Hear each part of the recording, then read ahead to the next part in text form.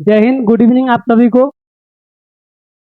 चलिए हम लोग शुरू करेंगे एसपीडी का सामान्य विज्ञान जो शुरू किए हैं। अब क्या क्वेश्चन बैंक जो था, क्वेश्चन बैंक और मॉडल सेट, उससे जो ऑब्जेक्टिव बनने वाला प्रश्न था उसको शुरू किए थे। और कल तो क्लास नहीं चला था, इससे पहले दो टेस्ट उसका हुआ था। 36 नंबर और 37 नंबर हुआ था टेस्ट पेपर। तो आज 38 और 39 नंबर का करेंगे आज। तो चलिए शुरू करते हैं। ये 38 नंबर है, टेस्ट पेपर 38। टेस्ट पेपर 38 देखेंगे पहले।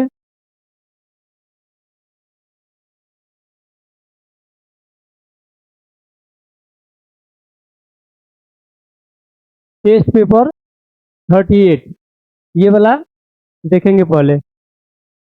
चलिए शुरू करते हैं, टाइम ज़्यादा नहीं लेना है और क्वेश्चन पे ही बात करते हैं। आ जाइए आप लोग, पहला प्रश्न आप लोगों के लिए है, जवाब दीजिए।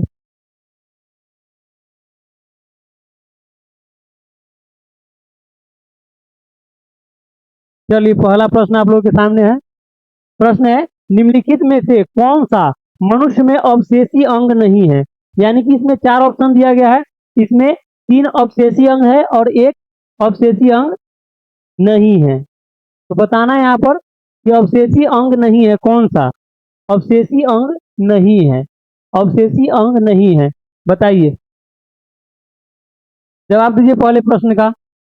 ऑप्शन में क्या है, ए में है निक्टिटिंग, निक्टिटिंग पर्दा। दूसरा है कर्णपली की करनाभ मांसपेशिया।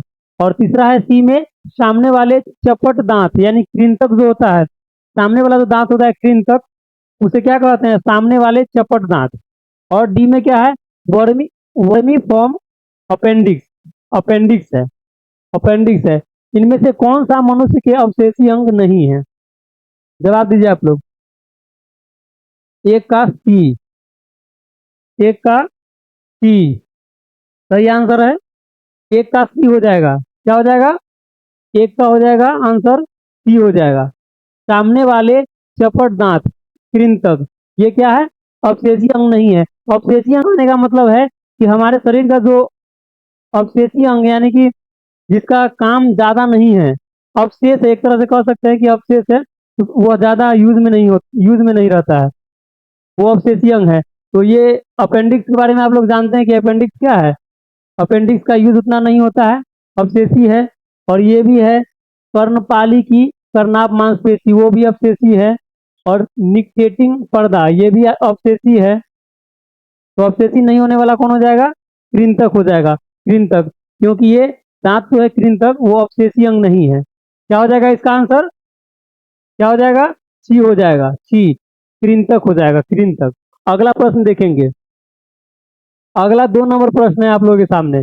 2 नंबर प्रश्न है, यहाँ पर हो जाएगा शर्करा हो जाएगा। शर्कराओं में सबसे मीठी है, शर्कराओं में, यानी कि यहाँ पर शर्करा दिया गया है, चार ऑप्शन है शर्करा का, इसमें सबसे मीठी कौन सी है, सबसे मीठी शर्करा कौन सी है। दो का ए, दो का क्या हो जाएगा, ए। चलिए आंसर सही है आप लोगों का, दो का हो जाएगा ए, फ्रक्टोज हो जाएगा, फ्रक्टोज, ए हो जाएगा फ्रक्टोज। चलिए 3 नंबर प्रश्न पे चलते हैं। प्रश्न संख्या 3। 3 नंबर प्रश्न है, इस सदी की इस सदी की शुरुआत में हवाई जहाज का आविष्कार, हवाई जहाज का आविष्कार, हवाई जहाज का आविष्कार किसने किया था। हवाई जहाज का जो आविष्कार हुआ था वह किसके द्वारा किया गया था, बताइएगा आप लोग, आंसर कमेंट कीजिए। 3 नंबर का ए, तीन का, तीन का ए। चलिए आंसर सही आप लोग का आ रहा है, क्या हो जाएगा, ए हो जाएगा, ए, राइट ब्रदर, ए हो जाएगा, 3 का ए हो जाएगा। 3 नंबर का ए। चलिए अब अगले प्रश्न पे चलते हैं। अगला प्रश्न होगा 4 नंबर, 4 नंबर प्रश्न। 4 में क्या है, टेलीस्कोप की खोज किस वैज्ञानिक ने की थी। टेलीस्कोप, टेलीस्कोप का खोज जो किया गया था वह किसके द्वारा किया गया था। टेलीस्कोप, टेलीस्कोप की खोज किस वैज्ञानिक के द्वारा किया गया था? टेलीस्कोप। ए। प्रश्न संख्या लिख के उसके बाद ऑप्शन दीजिएगा। आंसर क्या है प्रश्न के साथ दीजिएगा, प्रश्न संख्या लिखने के बाद। 4 का डी, गैलीलियो। चलिए आंसर आपका सही है, क्या हो जाएगा? डी हो जाएगा, गैलीलियो। गैलीलियो यानी कि टेलीस्कोप का खोज किसने किया था? गैलीलियो ने किया था, डी हो जाएगा। अगले प्रश्न पे चलते हैं। अगला प्रश्न है 5 नंबर। 5 नंबर प्रश्न है, निम्नलिखित में से किसमें ऋणात्मक आवेश होता है? निम्नलिखित में से किसमें ऋण आवेश होता है? ऋण आवेश यानी ऋणात्मक आवेश होता है। ए में है एक्स किरण है, बी में अल्फा किरण है, सी में बीटा किरण और डी में गामा किरण। क्या हो जाएगा आंसर?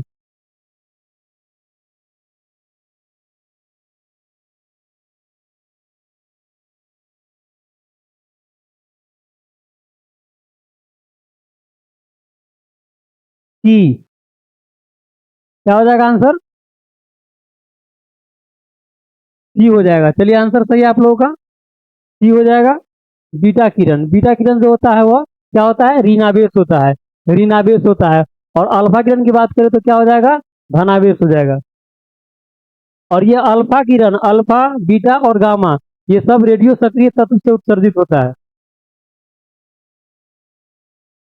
अल्फा, अल्फा बीटा और ये गामा, तीनों जो किरण है यह रेडियो सक्रिय तत्व, रेडियो, रेडियो सक्रिय, रेडियो सक्रिय तत्व से क्या होता है? उत्सर्जित होता है, रेडियो सक्रिय तत्व से उत्सर्जित होता है। चलिए अगला प्रश्न पे चलेंगे। अगला प्रश्न है 6 नंबर। 6 नंबर प्रश्न का जवाब दीजिएगा। 6 नंबर प्रश्न है, दो उत्तरोत्तर श्रृंग अथवा दो उत्तरोत्तर गर्त, यानी कि यहाँ पर श्रृंग दिया गया है और यहाँ पर गर्त दिया गया है। दो उत्तरोत्तर यानी कि लगातार यहाँ पर कहा जा रहा है कि लगातार दो श्रृंग और लगातार दो गर्त के बीच की दूरी, के बीच की दूरी को क्या कहते हैं? ऑप्शन में ए में है आयाम, बी में है तरंग दैर्घ्य और सी में आवृत्ति है और डी में इनमें से कोई नहीं। जवाब दीजिए आप लोग। 6 नंबर का बी, तरंग दैर्घ्य। 6 नंबर का क्या हो जाएगा? आंसर हो जाएगा बी। चलिए सही कमेंट किया आप लोग, आंसर बी हो जाएगा, तरंग दैर्घ्य हो जाएगा, तरंग दैर्घ्य। और चलिए अगर गर्त, यहाँ पर जो स्ट्रिंग है और ये गर्त है, ये अगर समझ में नहीं आ रहा है तो एक बार देख लीजिए। यहाँ पर तरंग दैर्घ्य जो होता है, तरंग दैर्घ्य, तरंग दैर्घ्य जो होता है वह लंबवत होता है, ऐसे ऐसे होता है, ऐसे। तो ये जो है ऊपर वाला जो होता है ये स्ट्रिंग हो गया, ये होता है स्ट्रिंग, स्ट्रिंग होता है ये। और ये नीचे वाला जो है ये गड्ढा की तरह है ना, तो इसे क्या कहते हैं? गर्त कहते हैं, गर्त कहते हैं। यहाँ पर क्या है प्रश्न? दो उत्तरोत्तर स्ट्रिंग यानी कि दो लगातार स्ट्रिंग या दो उत्तरोत्तर गर्त, ये दो लगातार स्ट्रिंग हो गया। तो इसके बीच की दूरी को क्या कहेंगे? इसके बीच की दूरी को तरंग दैर्घ्य कहेंगे, या दो लगातार गर्त के बीच की दूरी को क्या कहेंगे? तरंग दैर्घ्य कहेंगे, तरंग, तरंग दैर्घ्य, तरंग दैर्घ्य कहेंगे। समझ में आ गया होगा आप लोगों को। नींद आ रही है तो थोड़ा सा नींद भी ले लीजिए और पढ़ भी लीजिए। चलिए अगला प्रश्न देखेंगे, इसका आंसर क्या होगा? आंसर इसका बी हो गया, बी हो गया आंसर, तरंग दैर्घ्य। अगला प्रश्न देखेंगे। अगला प्रश्न है 7 नंबर। पदार्थ के संवेग के अनुपात से कौन सी भौतिक राशि प्राप्त होती है? पदार्थ के संवेग, संवेग के अनुपात से कौन सी भौतिक राशि प्राप्त की जाती है? यहाँ पर भौतिक राशि दिया गया है, ए में वेग है, बी में त्वरण, सी में द्रव्यमान और डी में बल है। जवाब दीजिए आप लोग कि संवेग के अनुपात से कौन सी भौतिक राशि प्राप्त की जाती है? संवेग के अनुपात से कौन सी भौतिक राशि प्राप्त की जाती है? 7 का द्रव्यमान। 7 का क्या हो जाएगा? सही है, 7 का हो जाएगा आंसर द्रव्यमान हो जाएगा, द्रव्यमान, द्रव्यमान। और संवेग बराबर क्या होता है? संवेग को पी से डिनोट करते हैं, पी बराबर क्या होता है? द्रव्यमान, द्रव्यमान गुने वेग होता है, द्रव्यमान गुने वेग होता है।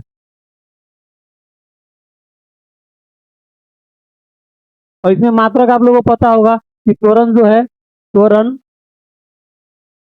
त्वरण वेग में परिवर्तन की दर को क्या कहते हैं? त्वरण कहते हैं। और त्वरण होता है मीटर मीटर प्रति सेकेंड स्क्वायर इसका होता है मात्रक, और वेग का होता है मीटर प्रति सेकेंड होता है, और बल का तो पता होगा न्यूटन होता है, न्यूटन। चलिए अगला प्रश्न देखेंगे। अगला प्रश्न 8 नंबर, बल गुणनफल है। बल गुणनफल है। बल जो है बल गुणनफल है, यानी कि बल बराबर क्या होता है? बल किसका गुणनफल है?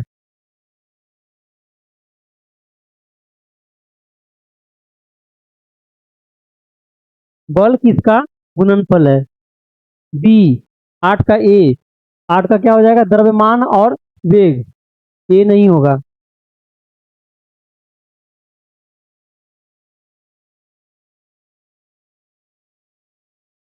क्या होता है बल बराबर? बल यानी कि एफ बराबर होता है एम ए होता है, एम ए। अब इतना से आप समझ जाइए कौन सा आंसर हो जाएगा इसका। 8 का बी। बी में क्या है? द्रव्यमान और त्वरण। चलिए अब सही आंसर आ रहा है। 8 का क्या हो जाएगा? बी हो जाएगा। बी हो जाएगा द्रव्यमान और त्वरण। क्या हो जाएगा आंसर? द्रव्यमान और त्वरण। तो इसका मात्रक क्या हो जाएगा? ये द्रव्यमान है तो इसका हो जाएगा केजी, द्रव्यमान का केजी। और त्वरण का हो जाएगा मीटर प्रति सेकेंड स्क्वायर, मीटर प्रति सेकेंड स्क्वायर। केजी मीटर प्रति सेकेंड स्क्वायर इसका मात्रक हो जाएगा, या न्यूटन भी कह सकते हैं, न्यूटन। न्यूटन दोनों होता है। अगला प्रश्न देखेंगे। 9 नंबर प्रश्न है, निम्नलिखित में से कौन सी राशि सदिश नहीं है? निम्नलिखित में से कौन सी राशि जो है सदिश नहीं है? सदिश नहीं है यानी कि इसमें तीन तीन राशि अदिश दिया हुआ होगा। तीन जो राशि है इसमें सदिश होगा और एक अदिश होगा, एक अदिश होगा। क्या कह रहा है इसमें? कौन सी राशि जो है सदिश नहीं है? सदिश नहीं है। आंसर कमेंट कीजिए आप लोग जल्दी। सदिश नहीं है। कृष्णा यादव बी। 9 नंबर प्रश्न का डी। बी आयतन।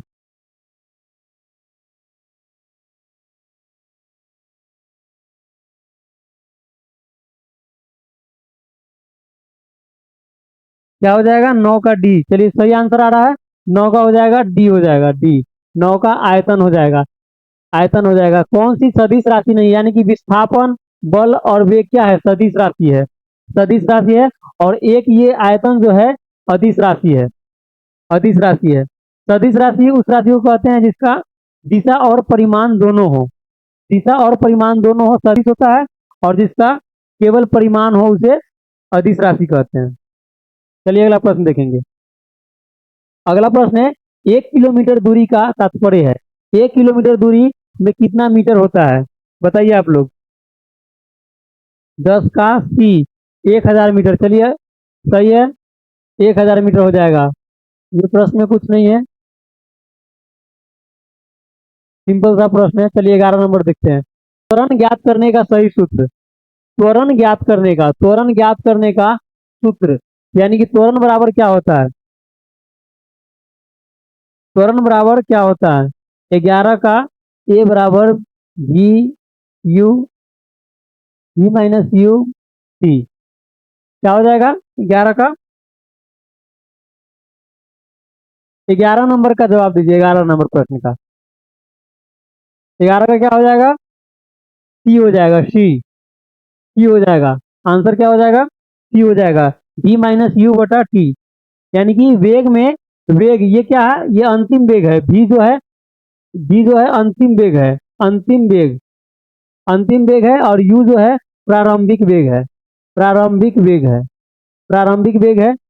वेग है तो अंतिम वेग माइनस प्रारंभिक वेग, तो इसे क्या करेंगे? वेग में परिवर्तन, और नीचे टी है तो वेग में परिवर्तन की दर। और इसे क्या कहते हैं? त्वरण कहते हैं।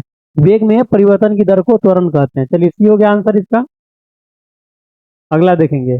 12 नंबर प्रश्न। 12 में है सल्फर हेक्साफ्लोराइड अणु का आकार। सल्फर हेक्साफ्लोराइड अणु, अणु यानी कि यौगिक है, यौगिक है सल्फर हेक्साफ्लोराइड। तो इसका आकार बताना है। इसका आकार कैसा होता है? इसका आकार कैसा होता है? देखेंगे ऑप्शन क्या है इसका।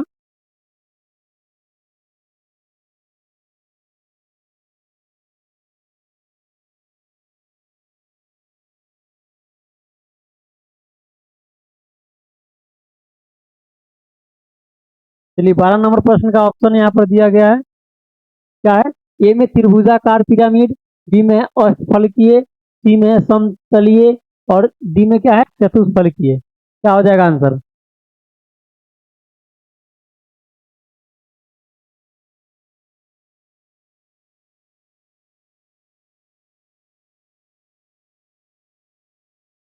क्या हो जाएगा आंसर इसका? आंसर हो जाएगा इसका अष्टफलकीय। अष्टफलकीय। सल्फर हेक्साफ्लोराइड फ्लोराइड का आकार कैसा होगा? अष्टफलकीय हो जाएगा। अष्टफलकीय 12 का बी। चलिए 12 का बी सही आंसर, अष्टफलकीय हो जाएगा। अष्टफलकीय। और सल्फर हेक्साफ्लोराइड का जो परमाणु सूत्र होता है SF6 होता है। SF6 होता है सल्फर हेक्साफ्लोराइड। इसका हो जाएगा आकार क्या? अष्टफलकीय हो जाएगा। चलिए अगला प्रश्न देखेंगे। अगला प्रश्न है 13 नंबर। एक तत्व एक की एक तत्व एक तत्व तत्व एक्स है, उसके बाह्यतम कक्षा में 4 इलेक्ट्रॉन है। बाह्यतम कक्षा में कितना इलेक्ट्रॉन है? 4।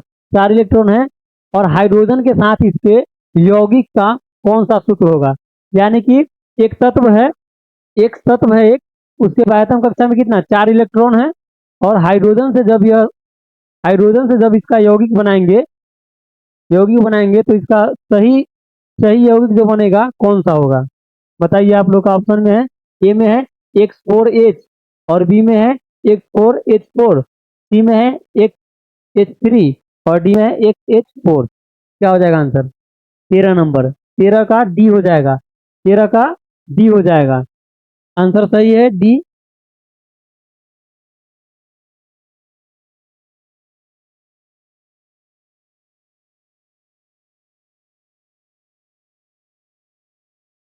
चलिए आंसर क्या हो जाएगा इसका?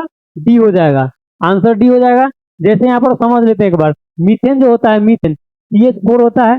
मीथेन मीथेन CH4 होता है। तो ये कार्बन है, कार्बन के बाह्यतम कक्षा में इसका परमाणु संख्या कितना होता है? कार्बन का 6 होता है। तो दो दो चार ऐसे लिखते हैं, तो बाह्यतम कक्षा में कितना है? 4 है इलेक्ट्रॉन। तो इसका जो इलेक्ट्रॉन होता है, इसका जो होता है दूसरे तत्व होता है, तो सी का H पर है। सी का H पर है। इसी तरह यहाँ पर एक्स जो है यहाँ तत्व, उसका 4 इलेक्ट्रॉन है, बाह्यतम कक्षा में 4 इलेक्ट्रॉन है। तो जिसके साथ यौगिक बनाएगा उस पर चला जाएगा इसका इसका बाह्यतम कक्षा का इलेक्ट्रॉन इस पर चला जाएगा। और हाइड्रोजन का कितना होता है? एक होता है हाइड्रोजन के बाह्यतम कक्षा में इलेक्ट्रॉन, तो इसका इस पर आ जाएगा। तो यहाँ पर एक हो जाएगा। एक नहीं भी लिखेंगे तो चलेगा। तो ये क्या हो जाएगा आंसर? आंसर क्या हो जाएगा? डी हो जाएगा। X1H4 बोल सकते हैं या XH4 बोल सकते हैं। तो आप लोगों को समझ में आ गया होगा। चलिए अगला प्रश्न देखेंगे। 14 नंबर प्रश्न है, तीसरे और चौथे समूह के ऑक्साइड का तीसरे और चौथे समूह के ऑक्साइड का सामान्य गुण धर्म क्या होता है? तीसरे और चौथे समूह के, यानी कि आवर्त सारणी में वर्ग 3 और वर्ग 4 के जो तत्व होते हैं, वह ऑक्सीजन से अभिक्रिया करके जो ऑक्साइड बनाते हैं, उसका गुण धर्म कैसा होता है? तीसरा और चौथा समूह यानी कि वर्ग का जो तत्व होता है, वह ऑक्सीजन के साथ जो ऑक्साइड बनाता है, उसका गुण धर्म कैसा होता है? ऑप्शन ए में है बेसिक। बेसिक कहने का मतलब है कि क्षार हो गया, क्षार हो जाएगा। बेसिक यानी कि क्षारीय हो जाएगा। क्षारीय और ये एसिडिक है यानी कि अम्लीय हो जाएगा। अम्लीय। और बी में क्या है? बेसिक है। सी में एसिडिक है। डी में उदासीन है। क्या हो जाएगा आंसर? आंसर आप लोग कमेंट कीजिए। 14 का ए। चलिए आंसर सही है आप लोग का। 14 का ए हो जाएगा। तीसरा समूह हो जाएगा क्षारीय और चौथा समूह हो जाएगा अम्लीय ऑक्साइड बनाएगा। तीसरा क्षारीय ऑक्साइड बनाएगा और चौथा अम्लीय ऑक्साइड बनाएगा। चलिए अगला प्रश्न देखेंगे। अगला प्रश्न है 15 नंबर। 15 नंबर प्रश्न है, जिस तत्व के परमाणु में दो प्रोटॉन दो न्यूट्रॉन, दो इलेक्ट्रॉन हो, उस तत्व की द्रव्यमान संख्या कितनी होती है? यानी कि जिस परमाणु के परमाणु संख्या 2, न्यूट्रॉन संख्या 2 और इलेक्ट्रॉन संख्या 2, यानी कि तीनों 2-2 हो, तो उसका तो परमाणु द्रव्यमान क्या हो जाएगा? परमाणु द्रव्यमान क्या हो जाएगा?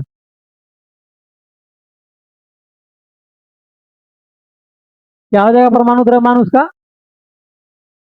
परमाणु द्रव्यमान निकालते हैं तो क्या करते हैं? परमाणु संख्या, परमाणु संख्या, परमाणु संख्या, परमाणु संख्या, परमाणु संख्या, यानी कि प्रोटॉन और प्लस न्यूट्रॉन, न्यूट्रॉन, प्रोटॉन और न्यूट्रॉन को जोड़कर द्रव्यमान संख्या निकालते हैं। द्रव्यमान संख्या तो क्या हो जाएगा?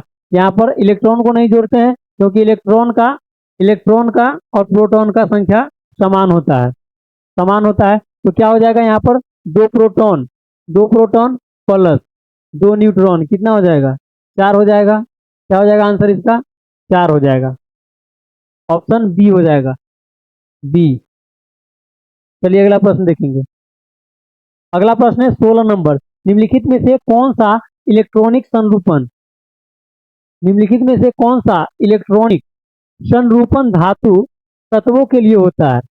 कौन सा इलेक्ट्रॉनिक संरूपण धातु तत्वों के लिए होता है? कौन सा इलेक्ट्रॉनिक संरूपण, यानी कि यहाँ पर जो दिया गया है,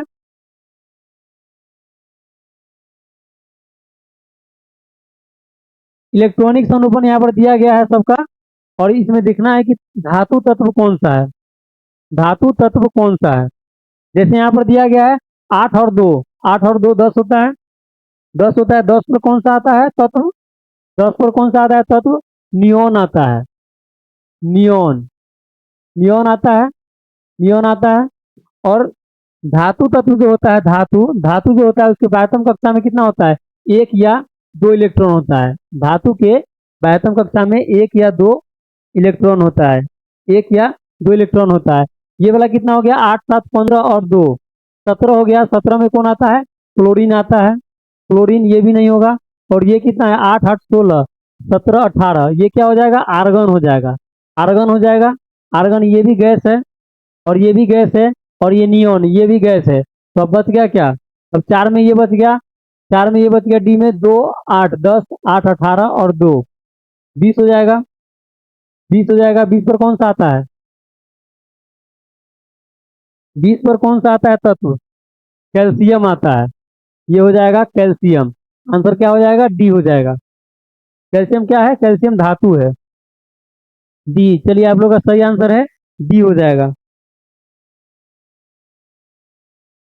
अगला प्रश्न देखेंगे, 17 नंबर प्रश्न। निषेचन की क्रिया कहाँ पर होती है? निषेचन की क्रिया कहाँ पर होती है? 17 नंबर। निषेचन की क्रिया कहाँ पर होती है? ए में है गर्भाशय में, बी में अंडवाहिनी में, सी में अंड ग्रंथि में, और डी योनि मार्ग में। जवाब दीजिए आप लोग। प्रश्न संख्या 17। 17 का क्या हो जाएगा? 17 का बी। 17 का क्या हो जाएगा? बी, अंडवाहिनी में। क्या हो जाएगा? अंडवाहिनी में, बी हो जाएगा आंसर। 17 का अंडवाहिनी, अंडवाहिनी इसे ही क्या कहते हैं? फैलोपियन ट्यूब कहते हैं, फैलोपियन ट्यूब कहते हैं। क्या कहते हैं अंडवाहिनी को? Fallopian tube. चलिए अगला प्रश्न देखेंगे। अगला प्रश्न है 18 नंबर। 18 नंबर प्रश्न देखेंगे। 18 में है थायराइड ग्रंथि से, थायराइड ग्रंथि से थायरोक्सिन साबित करने के लिए उत्तेजित करने वाला अंतःस्रावी अंतःस्रावी हार्मोन कौन सा है? अंतःस्रावी हार्मोन कौन सा है? यानी कि थायराइड ग्रंथि से थायरोक्सिन जो हार्मोन निकलता है, उसको उत्तेजित करने के लिए, उत्तेजित करने वाला जो अंतःस्रावी ग्रंथि है, अंतःस्रावी हार्मोन जो है, हार्मोन वो कौन सा है? ये सब जो है ऑप्शन में FSH, ACTH, LTH, TSH, ये सब क्या है? हार्मोन है, हार्मोन है। तो थायरोक्सिन जो स्रावित होता है थायराइड ग्रंथि से, तो उसको उत्तेजित कौन करता है? कौन सा हार्मोन?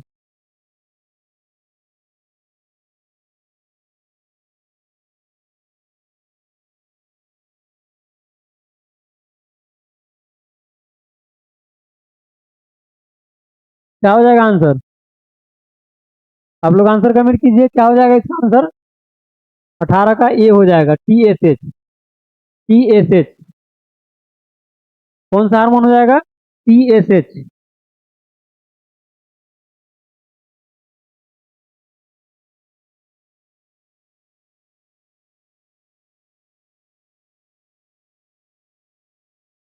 TSH हो जाएगा। इसका इसका पूर्ण रूप क्या होता है?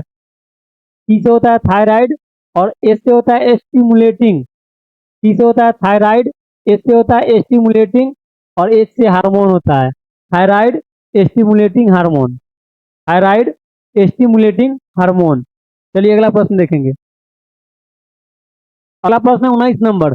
19 नंबर प्रश्न है कशेरुक रज्जु में कशेरुक रज्जु में कितनी जोड़ी तंत्रिकाएं होती है? कशेरुक रज्जु में कितनी जोड़ी तंत्रिकाएं होती है? ए में है 13, बी में है 33, सी में है 31 और डी में क्या है 12। बताइए आप लोग कितना हो जाएगा?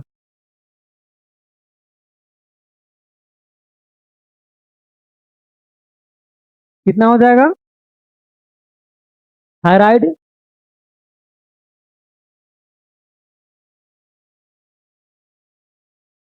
बीमारी तो हर बीमारी खतरनाक ही होता है स्वास्थ्य के लिए।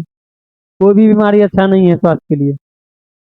आप लोग आंसर कमेंट कीजिए अगले प्रश्न का। थायराइड वाला हो चुका है। 33। 33।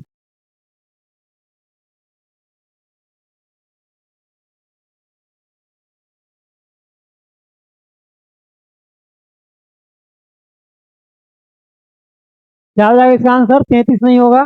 यहाँ पर आंसर इसका हो जाएगा 31 जोड़ी। 31 जोड़ी हो जाएगा। तंत्रिका जो है कशेरुक रज्जु में से कितनी जोड़ी तंत्रिकाएं निकलती है? कितनी जोड़ी? यानी कि 31 जोड़ी तंत्रिकाएं निकलती है।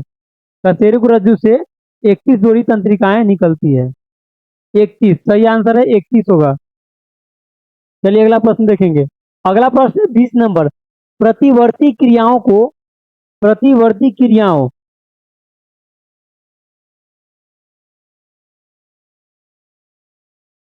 20 नंबर प्रश्न है। 20 नंबर प्रश्न क्या है? प्रतिवर्ती क्रियाओं का नियंत्रण केंद्र कहाँ पर है? प्रतिवर्ती क्रियाओं का नियंत्रण केंद्र कहाँ पर है?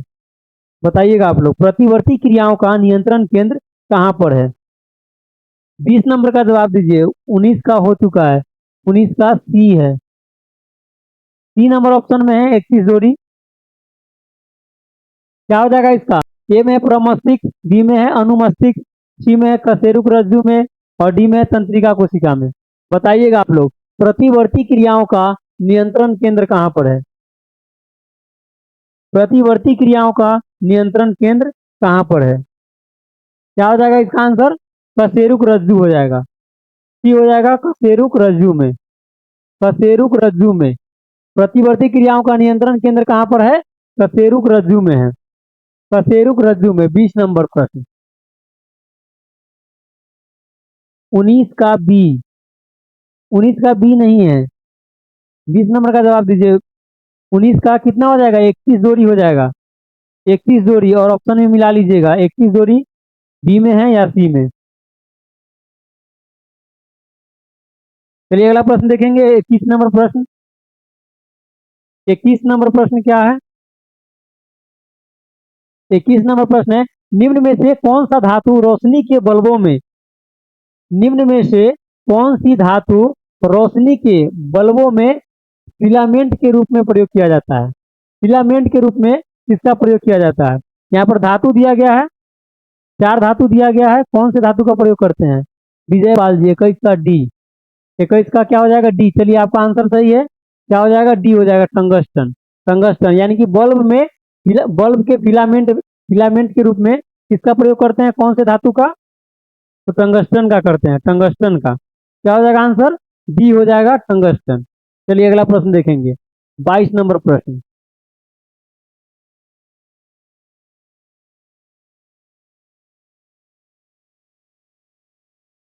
22 नंबर प्रश्न है।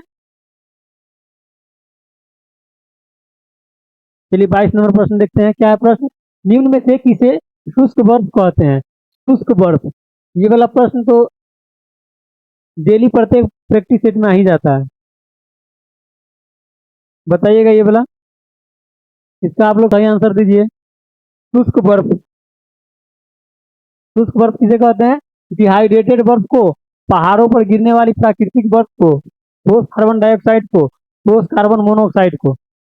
कमेंट कीजिए आप लोग आंसर। 22 का सी, 22 का सी ठोस कार्बन डाइऑक्साइड। चलिए आपका आंसर सही है, सी हो जाएगा आंसर, सी हो जाएगा ठोस कार्बन डाइऑक्साइड। चलिए अगला प्रश्न देखेंगे। अगला प्रश्न है 23 नंबर, निम्न धातुओं में से कौन सामान्य ताप पर, निम्न धातुओं में से कौन सा धातु सामान्य ताप पर द्रव अवस्था में रहता है, सामान्य ताप पर द्रव अवस्था में रहता है। 22 नंबर का जवाब दीजिए, 22 नंबर, सॉरी 22 नंबर नहीं, 22 नंबर का हो गया, 23 नंबर का जवाब दीजिए।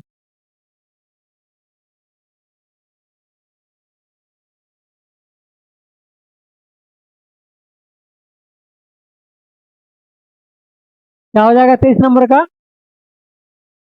सामान्य ताप पर, सामान्य ताप पर द्रव अवस्था में हो जाता है कौन सा धातु? पारा हो जाएगा, डी हो जाएगा पारा। चलिए अगला प्रश्न देखेंगे। अगला प्रश्न है 24 नंबर, सौर ऊर्जा निम्न में से किससे प्राप्त होती है? सौर ऊर्जा जो है, सौर ऊर्जा, सौर ऊर्जा निम्न में से किससे प्राप्त होती है? ए में है चंद्रमा, बी में है समुद्र, सी में है सूर्य और डी में हवा। क्या हो जाएगा 24 का?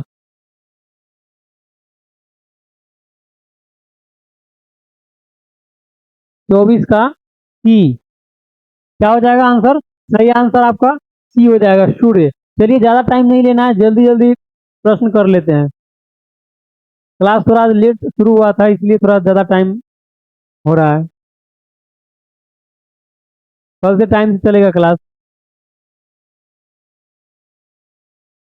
चलिए अगला प्रश्न देखेंगे। अगला प्रश्न है 25 नंबर, निम्न में से कौन सी धातु अर्धचालक के रूप में ट्रांजिस्टर में प्रयोग किया जाता है?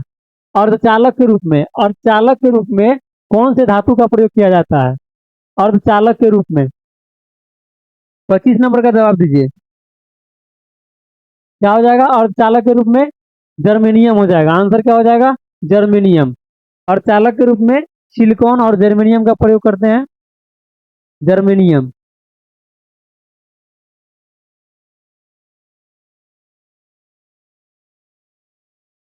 जर्मेनियम हो जाएगा।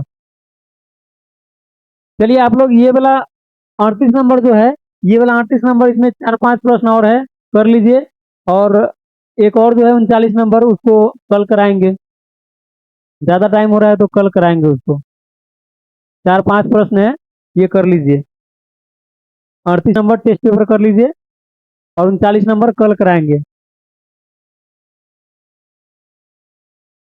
चलिए देखेंगे अगला प्रश्न। अगला प्रश्न है 26 नंबर, टरबाइन एवं डायनमो से बिजली प्राप्त करने में किस ऊर्जा को विद्युत ऊर्जा में परिवर्तन करते हैं? टरबाइन एवं डायनमो में, टरबाइन टरबाइन और डायनमो के द्वारा जो बिजली उत्पादन किया जाता है, बिजली यानी विद्युत ऊर्जा, बिजली जो उत्पादन किया जाता है उसमें विद्युत ऊर्जा जो होता है, विद्युत ऊर्जा परिवर्तित होता है किसमें? टरबाइन और डायनमो से बिजली प्राप्त करने में किस ऊर्जा का विद्युत ऊर्जा में रूपांतरण होता है? 26 नंबर का जवाब दीजिए आप लोग। 26 नंबर, 26 नंबर क्या हो जाएगा इसका आंसर? 26 का सी हो जाएगा, सी। मैकेनिकल ऊर्जा, मैकेनिकल ऊर्जा के कारण, मैकेनिकल ऊर्जा के कारण, मैकेनिकल ऊर्जा के कारण विद्युत ऊर्जा में परिवर्तित होता है। मैकेनिकल ऊर्जा जो है वह विद्युत ऊर्जा में परिवर्तित होता है। अगला प्रश्न देखेंगे। अगला प्रश्न है 27 नंबर, 27 में पढ़ने में काम आने वाले ग्लास, पढ़ने में काम आने वाले ग्लास लेंस, ग्लास लेंस किस प्रकार के लेंस से बने बने होते हैं? कौन से लेंस से पढ़ने वाला जो ग्लास लेंस होता है वह बना होता है? 25 का सी। 25 का हो गया है, 27 नंबर पे आइए, 27 नंबर प्रश्न पे।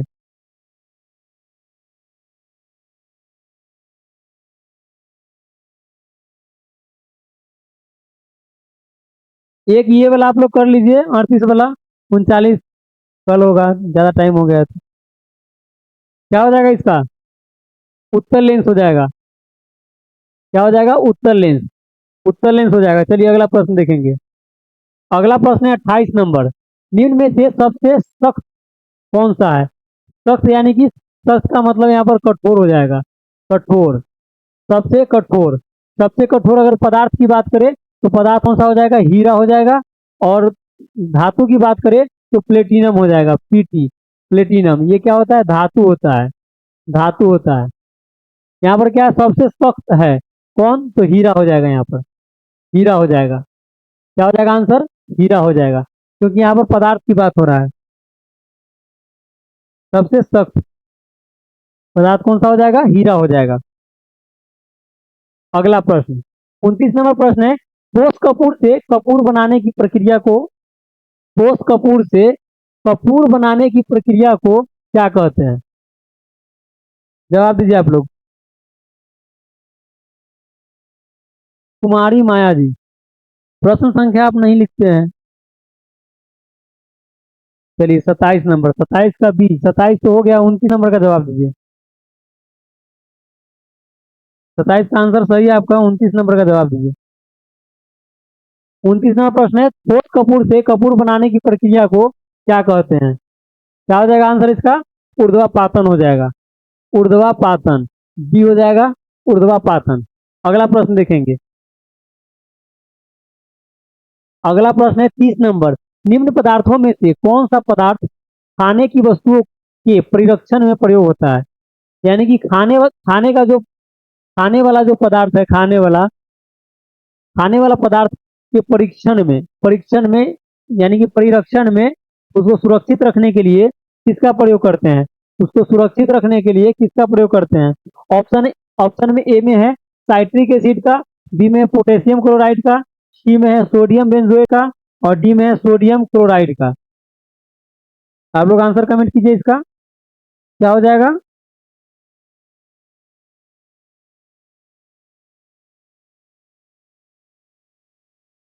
क्या हो जाएगा इसका आंसर? इसका आंसर हो जाएगा sodium benzoate, sodium benzoate, sodium benzoate हो जाएगा। चलिए अगला प्रश्न देखेंगे। अगला प्रश्न है 31 नंबर, डॉक्टर द्वारा एनेस्थेसिया के रूप में, डॉक्टर द्वारा एनेस्थेसिया, एनेस्थेसिया यानी कि डॉक्टर जो ऑपरेशन करते हैं, सेल सेल क्रिया में ऑपरेशन जो करते हैं, ऑपरेशन जो होता है, तो उसमें बेहोश जो किया जाता है पेशेंट को जो बेहोश किया जाता है, उस प्रक्रिया को क्या कहते हैं, एनेस्थेसिया कहते हैं, एनेस्थेसिया। तो उसमें किस गैस का प्रयोग करते हैं? एनेस्थेसिया के लिए किस गैस का प्रयोग किया जाता है? N2O, क्या हो जाएगा, नाइट्रस ऑक्साइड, N2O हो जाएगा, ऑप्शन सी हो जाएगा, N2O, N2O हो जाएगा, नाइट्रस ऑक्साइड। चलिए अगला प्रश्न देखेंगे। अगला यही लास्ट प्रश्न था, 31 नंबर।